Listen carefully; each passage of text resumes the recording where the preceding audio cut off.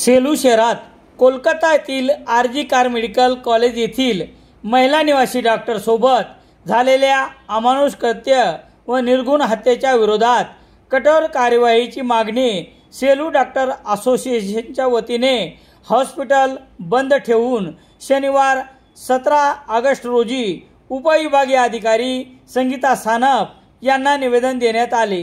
9 August 2024 रोजी RG Kar medical college Kolkata येथे एका पोस्ट ग्रॅज्युएट चेस्ट मेडिसिनच्या विद्यार्थिनीचा कर्तव्यावर असताना क्रूरपणे बलात्कार करून हत्या करण्यात आली।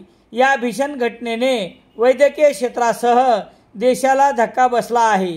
या गुन्ह्याच्या तपासात कॉलेज प्रशासन आणि पश्चिम बंगाल पोलिसांचा प्रतिसाद देखील संशयास्पद होता आणि प्रामाणिकपणे तपास सुरू ठेवण्यास ते अयशस्वी ठरले। दरम्यान 14 ऑगस्ट 2024 रोजी आरजी कार मेडिकल कॉलेजला मोठ्या जमावाने तोडफोड केली आणि आंदोलन करणाऱ्या वैद्यकीय विद्यार्थ्यांवर हल्ला केला। यावेळी जमावाने पुन्हा झालेली जागेची तोडफोड करून पुरावे नष्ट करण्याचा प्रयत्न केला।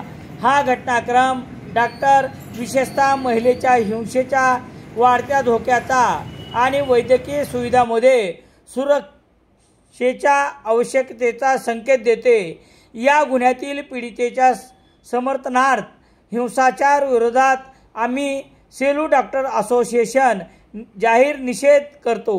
या सर्व देशवासियांना या गुन्ह्यातील पीडित महिला डॉक्टरांच्या कुटुंबियास न्याय मिळवून देण्यासाठी व डॉक्टरांच्या सुरक्षेसाठी योग्य ती यंत्रणा उभी करून कायद्यात योग्य ते बदल करण्याचा आग्रह केंद्र शासनाकडे करण्यात येत आहे।